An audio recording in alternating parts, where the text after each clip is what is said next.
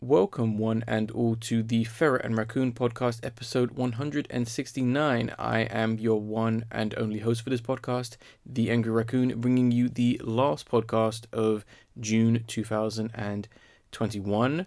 I want to start off by saying happy Pride Month still. I know this is the last podcast I'll be doing during the month, but yeah, I just wanted to say that one more time because I won't really be able to do said discussion regarding the LGBTQ community / all things regarding it this podcast, because as I'm sure you guys can probably tell from the title and given what's happened during this last month, there unfortunately just isn't enough time, and I'm going to move that to next year or another time, whenever, because yeah, the last couple weeks for me have been pretty stressful. There's a few things I'm not actually going to say because they're still quite personal matters, but yeah, the last few weeks and a couple of days have definitely been all over the place. And given what I'm about to talk about on this podcast, yeah, it's been quite busy. That's all I can really say for the most part. But the one thing I did manage to do a little while ago was actually attend Record Store Day 2021. I believe I mentioned this on a podcast or two ago. And yeah, I actually managed to go. I went all the way up to London.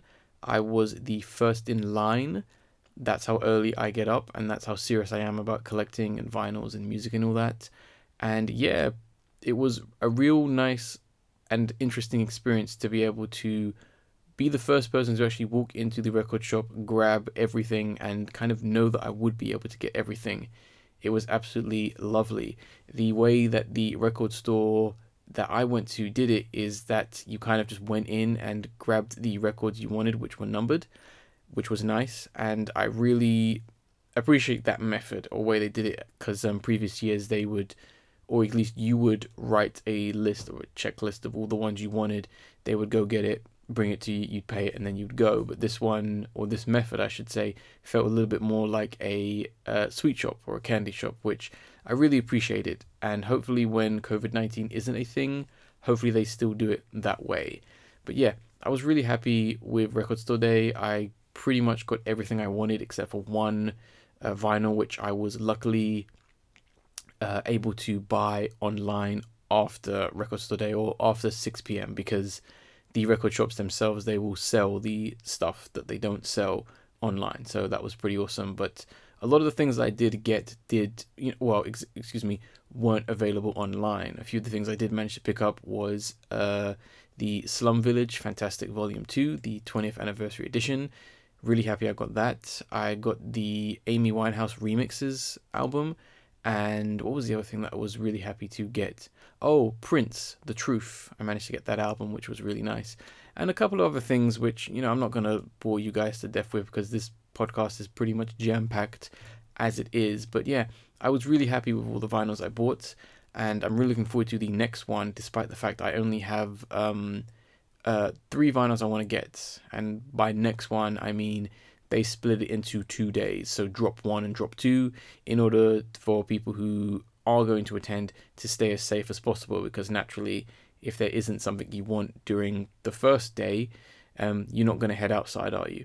So, really smart method and interesting way to do things, but yeah, I'm trying to remember and keep that in mind just in case I do forget, because, I've already got a massive haul and I don't want I don't want to forget about the day. But yeah, let's actually crack on with this podcast because it is quite big. And the first couple of things I'm going to talk about are going to be film trailers before we actually get into the game trailers from E3 and Summer of Gaming. But there's a few trailers that actually came out which were quite interesting. And the first one I want to talk about is How It Ends, which is a very interesting, I guess you could say it is a interesting premise, not to say this hasn't been done before. Essentially taking place on the last day of Earth for existence. I believe a comet is going to be hitting Earth, essentially wiping out Earth, human race, whatever you want to call it. And it is an interesting premise in how it's kind of presented. It's very quirky, it's very comedic, it's very nonchalant as well. The way the characters are just like, yeah, I'm going to do this and I'm going to do that. And even the character that we are following, she's very much like, oh well, there's a few things I want to do, get them out the way, which is quite interesting. I like that kind of aspect of kind of putting these things to rest, despite the fact that they don't really matter given what's about to happen. The concept behind her talking to a sort of amalgamation or manifestation of her younger self is quite an interesting mechanic, and hopefully that plays into the slightly more introspective and kind of deeper, I guess, cuts in regards to this character, because she is an odd one, and I definitely feel like she will be the one that you definitely watch or resonate with throughout the whole film. But yeah, it looks pretty interesting. I definitely wanted to mention it because I have a feeling that there's some people who would definitely love this kind of film, this kind of style of film, or these kinds of characters, especially if you. That's the thing it reminded me of. That comedy like Supermarket or I forget what it's called. It's the one that takes place in the shopping center, which everyone keeps telling me is hilarious, and I've watched like 3 episodes, and I don't find it funny at all. I can't remember what it's called. If anyone knows, let me know. But right now I'm drawing at a blank. But yeah. Next trailer I want to talk about, another surprising thing I did not expect to see or even hear this name come up, and that is R.L. Stine's Fear Street. Now, a lot of people mostly know R.L. Stine for writing the Goosebumps novellas, and it is interesting to see his, I guess, Fear Street books get adapted into films in a way where it's going to be a 3-part movie event. Not really sure why they're doing it like this. Maybe to drum up hype. I don't know if the 3 books or stories themselves really need to be told, 3 weeks after the fact, or excuse me, 1 week after the fact. It's probably just a hype machine situation. But the films themselves do look quite interesting, and it was very surprising to see, very young characters who probably are just barely teenagers actually being killed in these films.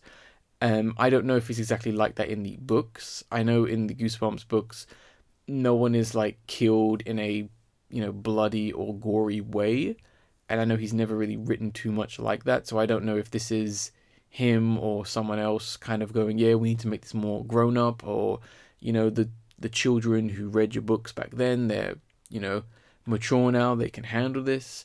It's an interesting concept. I love the idea of each film taking place at a different period of time to kind of tell a more complete and whole story. I think that's a really great mechanic. And the film itself does actually look quite decent. There are actually some pretty creepy shots. This could, in some sense, and I mean this in a nice way, be, let's say, a 16-year-old or a 18-year-old's first horror movie or first horror experience to some extent.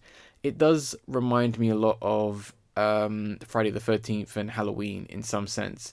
A sort of like who did it kind of mask killer, although there is heavy implications that it seems to have something to do with witchcraft and people being cursed, which is fine. That's still playful.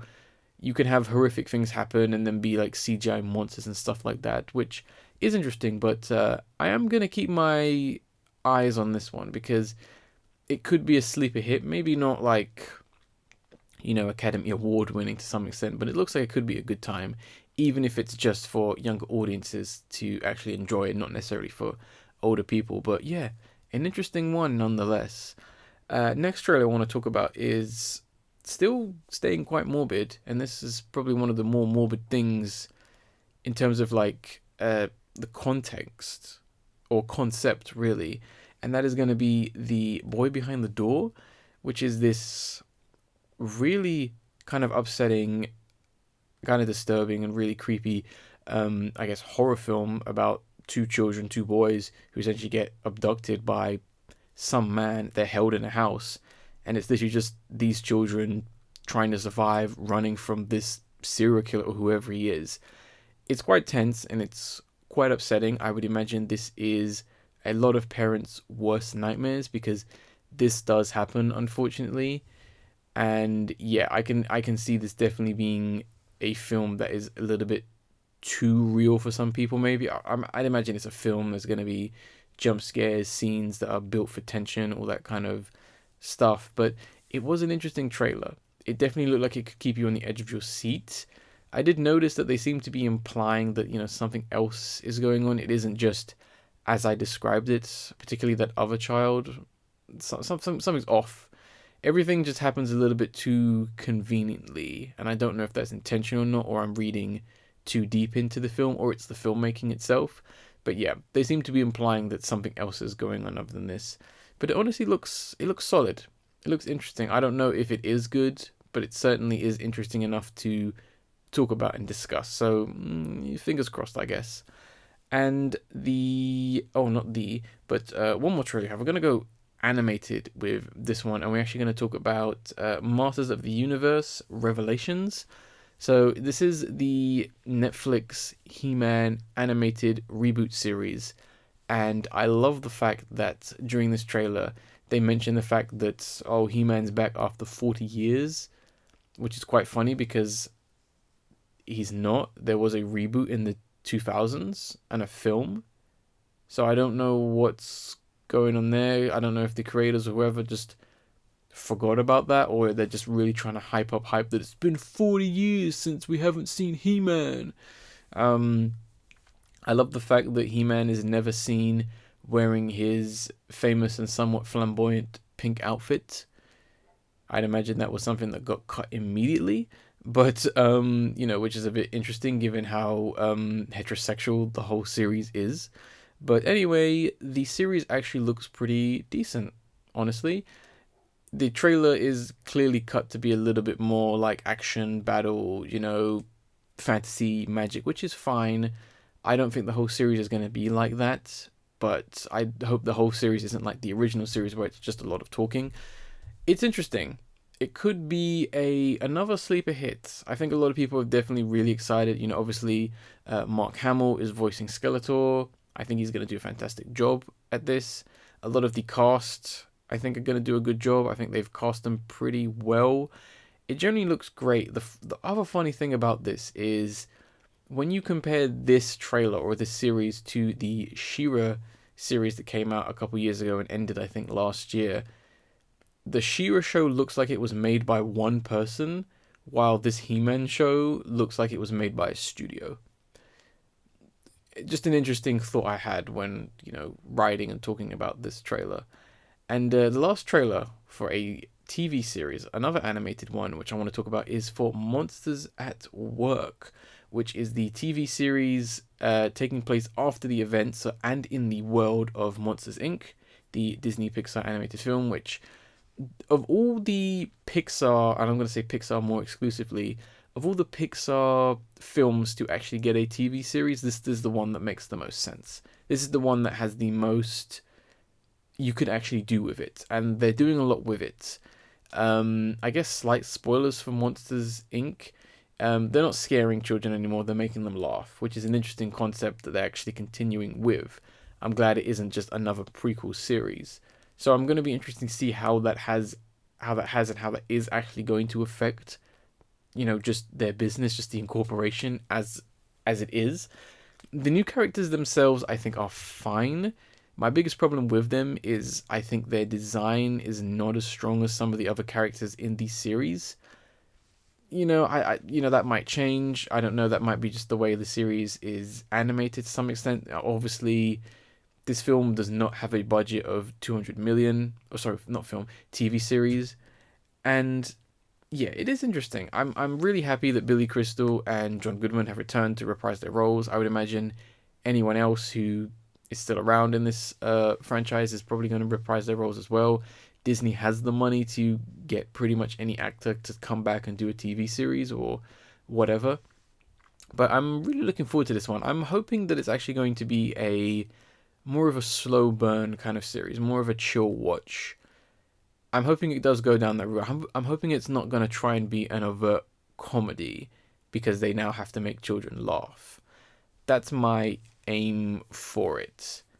But yeah, I am interested to see what is going to happen, and interested to see if it's going to lean more towards being more for children or more for adults, in that there may be more, it may be referencing more interesting concepts that are more relevant to adults, like getting a job, getting a career, having a family.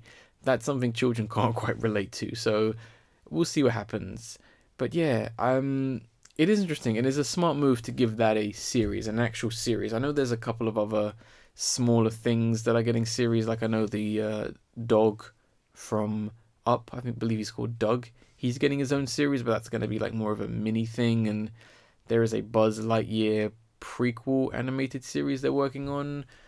And there's a couple other things they are working on this TV series. The only other one I'm interested in is the Zootopia TV series, which makes a lot of sense because that film was basically just a buddy cop, story, and you could literally have each episode be, an investigation or a crime scene or whatever.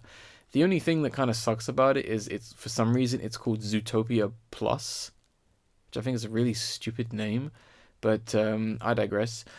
Right, it's time for E3, and we got a lot of things to cover. So many things that I'm going to have to do 2 sections. The first section is going to be just strictly mentions. I'm not going to talk about these ones too much, but these are ones I really liked. I don't have too much to say about them, but I still want to mention them. A lot of these, the trailers, they're like less than a minute long, or not much is even given, or they're just cinematics, or I just don't have too much to say about them. So I may sound a little bit repetitive, but I am going to list all these trailers that I personally like in the description, the download link. So if you've never heard of them, they missed you, you missed them, you can go watch them and see exactly what I'm talking about. But let's get straight into it. The first one I want to talk about is Azure Strikers Gunvolt 3. I love the series. This is essentially a sort of spiritual successor to the Mega Man series. I believe some people who worked more on the series, or the Zero series, I guess more accurately, are working on this game. It's a really awesome kind of 16-bit, 8-bit run and gun shooter in the vein of Mega Man, but it does enough things to make it pretty interesting. Even if you see the game and how it works, the fact that the main character has a sort of kind of like a magnetic field where you can kind of send projectiles and stuff like that. I don't want to bore you too much with the explanation, but really looking forward to that. I'm glad that it's got a sequel. I've played almost all the games in my spare time, and they're really fun. I would highly recommend them if you want something that's a little bit more classical arcadey. Sticking with classical arcadey, these next few trailers are exactly that. BlasterMaster 03. I actually knew about this right before it got announced at E3/Summer of Gaming because Limited Run Games, they already listed it and confirmed that they're going to be selling copies of it. I really like the BlasterMaster 0 series. I haven't played the original BlasterMaster on Nintendo, but I own the first 2 games and haven't got around to playing them, but I really like them. Very much in the same vein as Azure Strike Gunvolt, it is more of a strict 8-bit sort of, you play as I believe it's called the Blaster, like a tank. You shoot things, you go around characters, but you do there's enough variation. Like you do get out. It is a bit of a, not quite a bullet hell, but it is more of a platformer shooter kind of game. So it should be really interesting to see how they wrap up this little revival series. Next one I want to talk about is going to be for Metal Slug Tactics. I love Metal Slug as a franchise. It is a side-scrolling shooter, an arcade shooter. They've done about 8 games. It's quite well known. I think you've probably seen it to some extent. And they're changing it up, but keeping the series alive by making it a strategy RPG game, which I think is such a smart and clever move from SNK to keep one of their more beloved and well-known franchises fresh. Like, absolute props to whoever came up with this idea. The sprites themselves look fantastic. They look exactly like how the sprites looked in the game, but they're obviously not recycled animations. They are fresh, new animations that keep to the spirit of the series, and it is just wonderful, absolutely wonderful to look at this and to see one of my favorite franchises being treated with so much care at the end of the day. Hopefully this game does get physical releases and gets ported onto everything so more people can get into the franchise, and maybe even the Tactics franchise can become its own thing, literally a spiritual successor and a new light for this very old school franchise. Next one, I'm pretty big surprise, did not expect to have Nintendo ever bring this franchise up again. Advance Wars 1+2 rebooted camp. The Advance Wars fantastic strategy RPG series that you can only get on the GBA. I believe they only did 3 games, 2 on the GBA, 1 on the DS. After that, nothing. Me and Ace have been wanting another game for such a long time. It is a remake, unfortunately, but I'm hoping with this remake they might actually do another game. Because on pretty much like F-Zero, this is one of those franchises Nintendo never talks about. They never mention it, they never reference it. So I'm really happy and really surprised they brought it back. The game looks nice, it looks pretty clean. It looks like a pretty much a straight up remake. Nothing new's been added. It's not like the Fire Emblem remakes they've been doing, which is fine. A little bit disappointing, but once again, I'm hoping that they might do an Advance Wars 3 if this game is really successful. So I had to mention this because if more people get into it, it sells really well. Hopefully we'll get an Advance Wars 3. I love strategy RPG games. It's not enough that we only just have XCOM and Fire Emblem. I know there's others, either, AAA or indie, but those are the 2 people usually seem to mention. But yeah, really happy about that. Another one, which was nice to see this actually getting expanded and kind of getting its own sequel, is Olli Olli World. The original Olli Olli game was an arcade game, which I believe was on PS3 and the 360. It was a fun little arcade skater game, which had an 8-bit aesthetic-ish. And they've kind of really revamped it and really done it to kind of have like this almost cel-shaded, cartoony art style. It's got like this nice beach setting. It weirdly enough reminded me of the setting of Steven Universe to some extent. But this game looks lovely. This looks like the definition of a game you just play and you just chill. And I'm all about that, especially given how things have been so stressful. Next, I want to talk about is Somerville. This is spelt Somerville, so not Somerville, but it's technically Somerville. This is coming from the creators of Limbo and Inside, although I think it might be some of them, or I know something's happened with the studio or the company, there's been a fallout or something like that. This is an interesting one. It doesn't look like it's really going to be a video game. You can argue whether Inside was even a video game to some extent. It's interesting. They're very good at crafting visuals and cinematics and telling a story through visuals. And this definitely is one of those. It is interesting to see what's going on in this world. It does seem like some kind of alien invasion has happened. The fact that you're playing as more than one character, or the fact that you have to look after your whole family because you've got the wife, the child, and potentially the dog. Really interesting stuff. They don't really show much off in the trailer, so there isn't really much to say. But yeah, an interesting one. And the last kind of mention I have to talk about is going to be for... I'm really struggle to pronounce this game's name because I've only ever heard the creators mention it, and they say it so fast and so naturally that I can't quite tell. I think it's Inkulinati. It's basically spelled Inkulinata. I'm really not sure. It's obviously a made up name. I even had to watch the creators say it, and I still can't quite figure out how you say it. But its name will be in the description, a download link.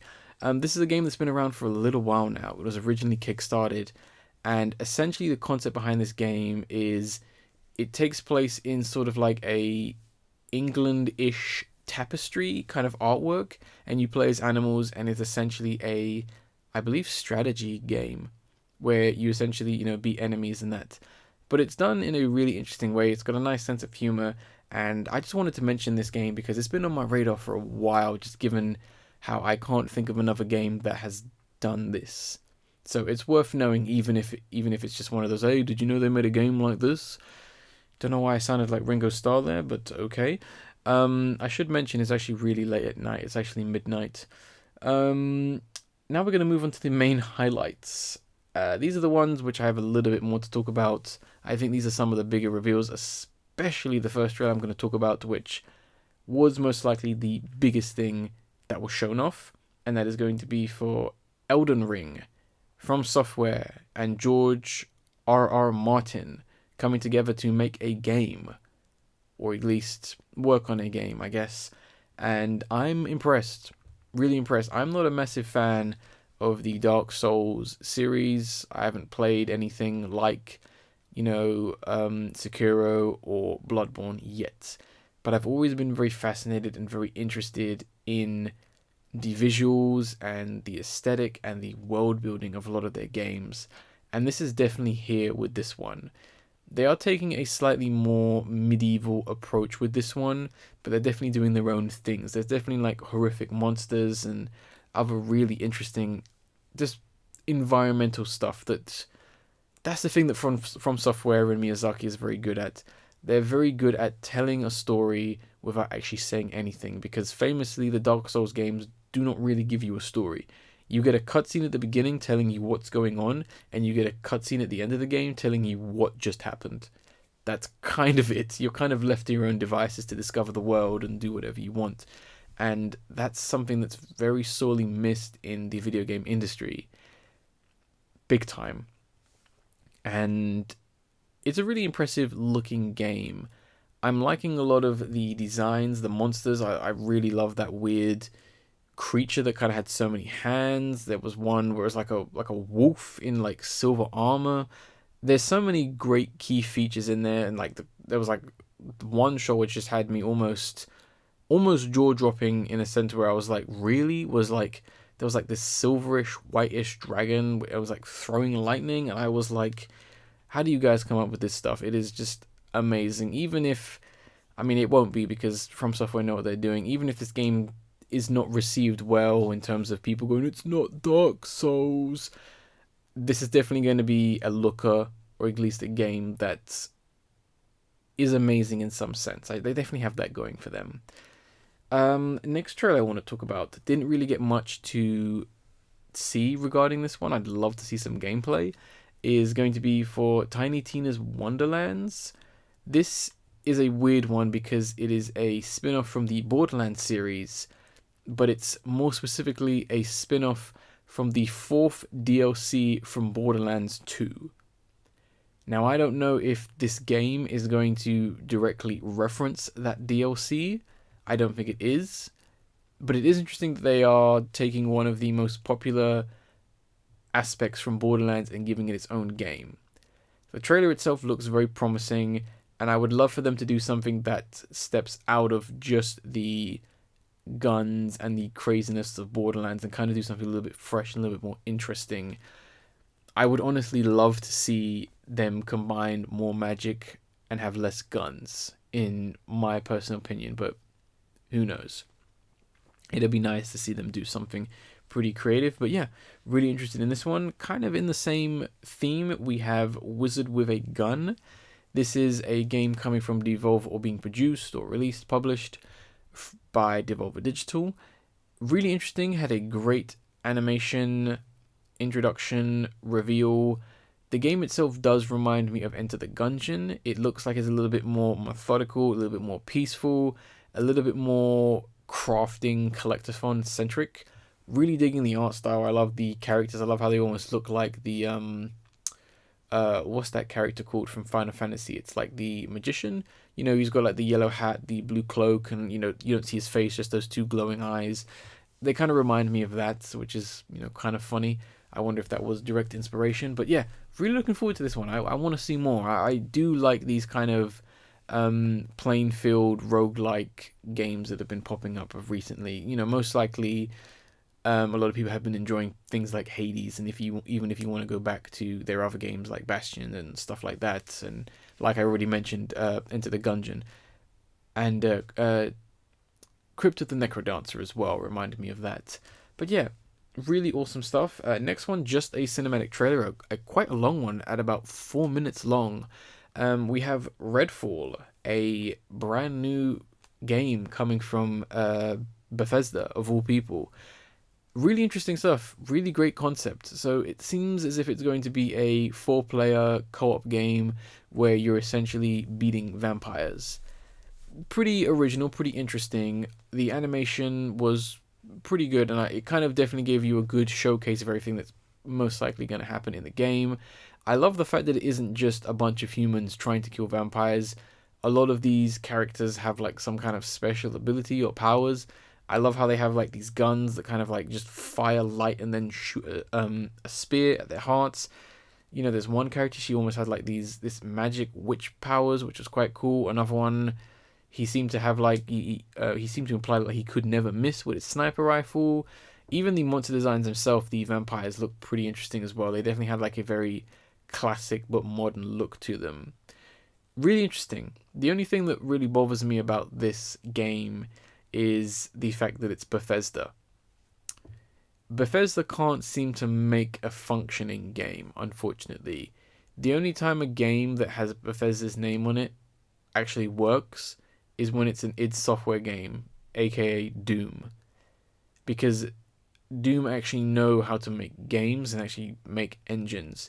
Bethesda has no idea how to actually fix a game. If Bethesda themselves is making this game is going to be broken and unplayable. And I'm going to say that now. Even with Microsoft funding it, it's still going to be broken. And that's another thing as well to mention. I know a lot of people are very upset that these games are, or some of Bethesda's games are being dubbed as Xbox exclusives. Xbox bought the company. It's going to happen. The only thing that is kind of interesting is the fact that Microsoft might actually be doubling down on these games being strictly Xbox exclusives, because there was a theory or an understanding that PC and, PC will still be getting it. PlayStation or Switch was going to be getting these games, but it appears like they may not be, which is interesting. But then again, like I've already said, if these games are trash, people on PS4 are going to laugh. Moving on to the last two we have Marvel's Guardians of the Galaxy. I'm a really big fan of the Guardians of the Galaxy. I was a fan of them before the film came out, so I was super hyped for the film. As you can probably tell, I love Rocket Raccoon. He's one of my favorite Marvel characters, period. And this game is interesting. It has a lot of potential, but there's a lot that also bugs me about it. And I'm going to talk about the positives.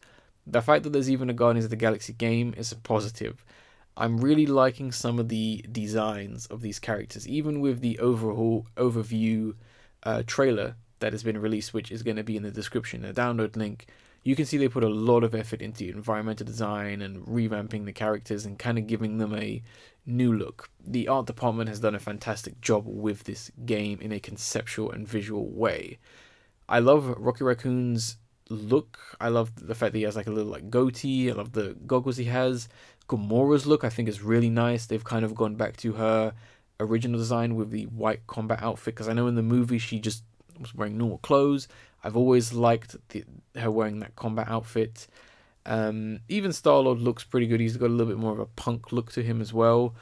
During the gameplay, I love the idea that Star-Lord kind of uses his powers and he kind of has like this super mode where he's kind of just in the air shooting at things, and other characters can kind of come in and do their special moves. That's great. The biggest problem with this game right now is the fact that after the main trailer ended, it said October 2021. This game is nowhere near ready October 2021. This game, it doesn't look finished. And that's really worrying, because I'm really worried that this potentially good game is going to be released unfinished and mediocre. Because, it could be a great game, but it looks underbaked right now. Granted, October is still a couple months away. I know some people were saying that this game is not going to be very polished because of the licensed music. That is very likely. It depends on how much money Marvel/Disney is throwing at it, and also how much money Square Enix is willing to actually put into the game itself. Because I'd imagine it would have cost them a lot of money to get these characters. As well, the characters don't shut up in this game. It's nice that the voice actors have a lot to say. It's nice that there's a lot of variety, no lines are repeated. There isn't really a moment of quietness, unfortunately, in this game, and that's something that a game like this really needs. Like, I get it, they're all characters, they're all quirky, they're all a bit crazy, a bit cranky, but it's just a bit too much. And the game itself does look a little lackluster. I'm not a massive fan of Drax's look or his voice, and there's just a couple other things I just don't think are that great, honestly. But yeah, I'm fingers crossed on this one. And the last trailer I want to talk about from E3 is going to be for Metroid Dread. Big, big surprise, because Metroid Dread was originally thought to be a cancelled Metroid game, I think dating back all the way from 2007. They're dubbing this Metroid 5. A lot of people are a bit confused as to why it's Metroid 5. People are going, where's Metroid 4? If I remember correctly, Metroid 4 is Metroid Fusion, or it's a Zero episode. Those games were in the GBA. I think canonically, one of those games is Metroid 4. So in case you're wondering, that's where Metroid 4 is. Metroid 4 is not Samus Returns, which is on the 3DS. Speaking of that game, and going back to Dread, really loving the look of this game so far.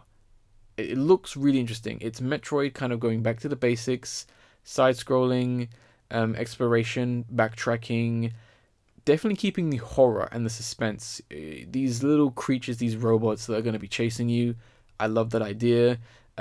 Zero episode and Fusion had that. So I'm really looking forward to this game. It looks really great. It's more Metroid. It looks like they are taking what they learnt from Samus Returns and kind of implementing it into this game, but keeping a lot of the aspects from Dread here. So really, really, really looking forward to this one. I hope this one is great. I would love to see Metroid come back and be as strong as ever. But yeah, that's pretty much going to wrap up this podcast. Hopefully I didn't go too fast for you guys, because I didn't want to make it super, super long, because there wasn't really that much to talk about in terms of just generally E3, because E3 was a little bit lackluster, to be honest. Elden Ring was probably the biggest announcement, and no one else is talking about anything else, pretty much, which is fine. But then again, the industry is in a pretty interesting and kind of difficult situation right now. No one can get their hands on a PS5. No one is really talking about, the Xbox Series X. Switch is just porting every single game onto its system. It's a really weird situation right now, and even with COVID still kind of being a thing, yeah, it's a bit weird. So I can understand why it was a bit, lackluster, and why people were disappointed. I get it. But then again, keep in mind that the industry is like a year behind because of COVID, and, obviously I'd imagine if any of these developers had sense, they would be taking their time to make their game as perfect as they can, given how awful of a mess Cyberpunk 2077 was, and also how polished and how professionally looking and impressive Ratchet and Clank Rift Apart is. So yeah, we're in a very interesting situation with games right now. But yeah, I'm pretty much going to wrap up this podcast here. A quick mention I wanted to say, I was originally going to do a discussion and talk about the best and the worst of 2021 so far. I'm going to push that to next podcast, because this podcast was pretty much dominated by E3. And sticking with E3, we have the video of the episode, which is actually going to be Donkey's E3 2021. Video Game Donkey, who I think is a really awesome and fantastic content creator on YouTube. One of the best, honestly. One of the best reviewers, unfortunately. And fortunately. Yeah, I'm going to leave you with his video. It's going to give you another side of E3, his opinion, some of his stuff that he wanted to talk about, and kind of will give you a little bit more context in terms of some of the stuff that I talked about and didn't talk about. So hopefully you guys enjoyed that video. Hopefully you guys enjoyed this podcast. I'll be honest with you guys, it's been a rough week, and I almost didn't have time to do this podcast. So I would really appreciate any feedback, even if it's a like, even if it's just a view on this podcast. That would actually mean a lot to me, because it took a lot to actually get this podcast done, as you could probably tell by how much I talked about. And especially given the fact that I'm recording this at almost 1 in the morning. So if I sound a bit different, that's why. I'm really tired, guys. Hopefully I won't be tired on the next podcast. To which I'm going to end this podcast like I always do by saying I was the Angry Raccoon, and I will see you on the next podcast.